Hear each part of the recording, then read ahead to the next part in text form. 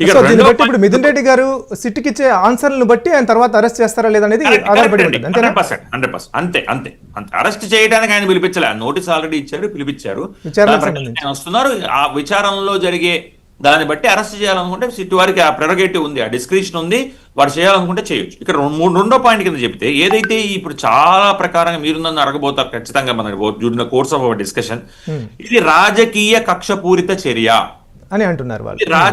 అవును, ఇది రాజకీయంగా మిథున్ రెడ్డి గారు ఎదుగుతున్నారని పెద్దిరెడ్డి రామచంద్రారెడ్డి గారిని దెబ్బ కొట్టాలని చెప్పి ఇది ప్రభుత్వం తీసుకున్న ఒక కక్షపూరిత చర్య, రాజకీయ పొలిటికల్ వెండట అంటాం మనం. అవును, ఇంకో మాట కూడా యాడ్ చేస్తాను సార్. వాళ్ళు ఏంటంటే ఎలాంటి ఆధారాలు ఇంతవరకు దొరకలేదు, ఏవైతే డీవియేషన్స్ చెప్తున్నారో వాటికి సంబంధించిన ఎలాంటి ఆధారాలు ఒక్కటంటే ఒక్కటి కూడా కేవలం ఆరోపణల్ని ఆధారం చేసుకొని మాత్రమే అరెస్ట్ చేస్తున్నారు అనేది కూడా ఒక పాయింట్. ఆయన అనొచ్చండి, ఇప్పుడు ఆయన he has every right to contend to present his case before the Honorable High Court or Honorable Supreme Court. Mithun Reddy గారు ఖచ్చితంగా నాకు దీనిలో ఇన్వాల్వ్మెంట్ లేదని చెప్పవచ్చు, కానీ కోర్టు ఏం అభిప్రాయపడింది బెయిల్ ఆర్డర్ డిస్మిసల్ ఆర్డర్ లో కూడా అనేది మనం చూడాలి కదా. పేజ్ నెంబర్ ఇంతగా ఆయన మీడియా కాన్ఫరెన్స్ లో మీడియాతో మాట్లాడుతూ కూడా ఆయన అన్న ప్రథమ మాట ఇదే. ఆయన ఏమన్నారు, నాకు ఇది రాజకీయ కక్షపూరిత చర్య, నాకు ఈ కేసుతో ఎటువంటి సంబంధం లేదు, నన్ను డెలిబరేట్ గా ఈ కేసులో ఇరికించారని చెప్పి ఆయన మాట్లాడడం జరిగింది. ఇందాక మనం మీడియా బయట కూడా చూసాం, ఆనరబుల్ ఎంపీ గారి మీడియా బయట ఆయన చెప్పిన దానికి ఆనరబుల్ హైకోర్టు వారి డిస్మిసల్ ఆర్డర్ లో పేజ్ నెంబర్ 19 పాయింట్ నెంబర్ 33లో కాంట్రడిక్టరీగా ఉంది. హైకోర్టు వారు అభిప్రాయపడ్డారు ఇది రాజకీయ కక్షపూరిత చర్య మాత్రమే కాదు, రాజకీయ కక్షపూరిత చర్యే కాదు, ఇది దీనిలో ప్రైమ ఫేసి మెటీరియల్ ఉన్నది, ప్రాసిక్యూషన్ దగ్గర ఎవిడెన్స్ ఉన్నది నాకు వ్యతిరేకంగానే. పాయింట్ నెంబర్ 33లో పేజ్ నెంబర్ 19లో క్రిమినల్ పిటిషన్ నెంబర్ 2904/2025 రీసెంట్ గా డిస్మిస్ అయిన మిథున్ రెడ్డి గారి హైకోర్టు ఆర్డర్ లో క్లియర్ గా ఉన్నది, స్పష్టంగా మెన్షన్ చేశారు. చూడండి, నేను చదివినిపిస్తా, ఇంగ్లీష్ లో మెల్లగా చదువుతుంది, నాకు చాలా మందికి ఫాస్ట్ గా అనిపించు, మెల్లగా చదువు. Senior council for the petitioner, ఎవరైతే పిటిషనర్ తరఫున అపియర్ అయ్యారో సీనియర్ కౌన్సిల్, ఆయన చెబుతూ that the petitioner is a two-time elected member of parliament representing the Rajampet constituency. 2 సార్లు ఆయన మెంబర్ ఆఫ్ పార్లమెంట్ గా ఎన్నిక కాబడ్డారు రాజంపేట్ కాన్స్టిట్యున్సీ నుంచి అని చెప్పడం జరిగింది. దానిలో డిస్ప్యూట్ ఏం లేదు. హిస్ ఫాదర్ అంటే పెద్దిరెడ్డి రామచంద్రారెడ్డి గారి గురించి చెబుతున్నారు. A sitting MLA and former minister, present ఎమ్మెల్యేగా ఉన్నారు, ఇంతకుముందు మినిస్టర్ గా ఉన్నారు.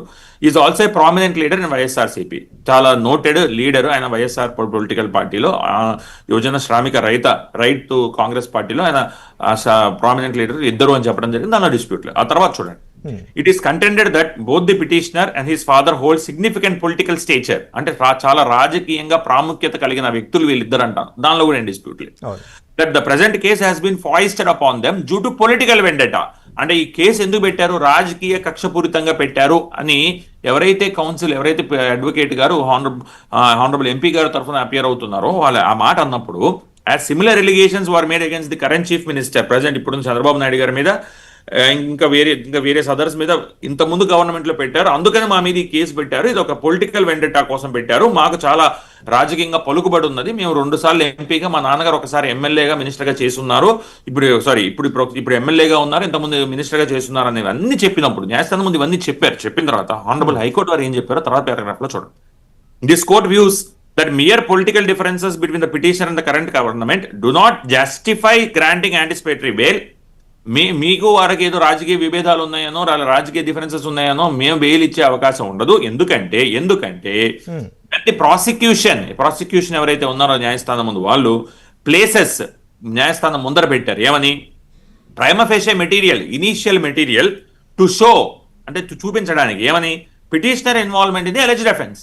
సో ఒక పిటిషనర్ మిథున్ రెడ్డి గారి అలెజ్డ్ ఇన్వాల్వ్మెంట్ ఏదైతే ఉన్నదో, ఇప్పుడు మీరు అడిగినట్టు నా దగ్గర డేటా ఉండదు, మీ దగ్గర డేటా ఉండదు, పోలీసు వారి దగ్గర ఉంటుంది, పోలీసు వారు న్యాయస్థానానికి సబ్మిట్ చేస్తారు, న్యాయస్థానం మళ్ళీ పోలీసు వారికి ఆ డేటా ఇచ్చినప్పుడు మళ్ళీ పోలీసు వారు దానిలో ఇంకా ఫర్దర్ ఇన్వెస్టిగేషన్ చేసి ఛార్జ్ షీట్ వేసే టైంకి మన అందరికీ విషయాలు బయటకు తెలుస్తాయి. ఛార్జ్ షీట్ దాని దగ్గర స్టేట్మెంట్స్ పబ్లిక్ గా మనం డాక్యుమెంట్స్ ని మనం ప్రొక్యూర్ చేయొచ్చు. ఇప్పుడు ఏం చెప్పింది మరి హానరబుల్ హైకోర్టు ఈ యాంటిసిపేటరీ బెయిల్ లో, ఇప్పుడు ఇదే ఏదైతే ఇప్పుడు మిథున్ రెడ్డి గారి ప్రెస్ మీట్ లో సిట్ ఇన్వెస్టిగేషన్ రాబోయే ముందు ఆయన మాట్లాడిన మాటల్లో, this court views that mere political differences between the petitioner and the current government do not justify granting anticipatory bail when the prosecution places prima facie material to show the petitioner's involvement in the alleged offence అని చెప్పారు. ఇంకొక 2 paragraphs are very important.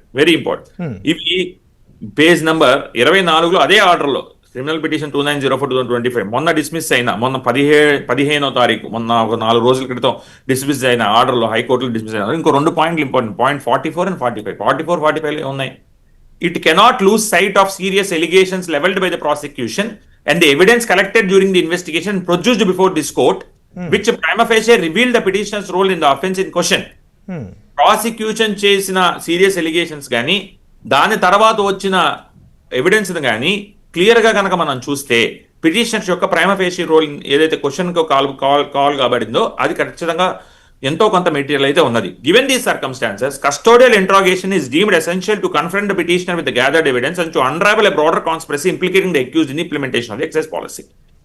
ఈ ఏదైతే material gather చేశారో దాన్ని ఇందాక నేను చెప్పినట్టు ఈ ఫోన్ కాల్స్ ఎందుకు చేశారండి, మీరు ఎంపీగా మీకు సంబంధం లేనప్పుడు మీరు ఈయనతో ఈ ఎక్సైజ్ పాలసీ రాష్ట్రానికి సంబంధించిన పాలసీ అయితే మీరు ఆయనతో మాట్లాడాల్సిన అవసరం ఏంటి? ఇలాంటి చాలా మెటీరియల్ ప్రాసిక్యూషన్ దగ్గర ఉంది కాబట్టి అది ఆయన ముందరకు పెట్టి ఆయన ఇన్వెస్టిగేట్ చేయాల్సిన అవసరం ఉన్నది. కాబట్టి to unravel the broader conspiracy, అంటే ఇవి చాలా జరిగిన పెద్ద కుట్రలో ఇది భాగస్వామ్యంగా ఉన్నది కాబట్టి చివరిగా ఒక ప్రశ్న అడుగుతాను సార్. అంటే జస్ట్ అసలు ఇంపార్టెంట్ పాయింట్ ఇది ఒక పాయింట్ షరీఫ్ గారు, having considered the submission made on behalf of both the states and after considering the gravity of the offence, circumstances of the case, particularly taking note of the accusation that 3,500 crores are said to be collected towards kickbacks, ముడుపుల కింద for syndicate, for liquor syndicate 3,500 కోట్లు ఈ liquor syndicate కోసం ముడుపులుగా తీసుకోబడి విదేశాలకు వెళ్ళాయని కూడా ఆరోపణలు చేసినట్టుగా ఆరోపణలు అన్నిటి దృష్ట్యా, అలాగే ఈయన యొక్క prima facie role involvement gathered evidence basis మీద ఉన్న దాని దృష్ట్యా మేము బెయిల్ నిరాకరిస్తున్నామని హైకోర్టు వారు చెప్పిన తర్వాత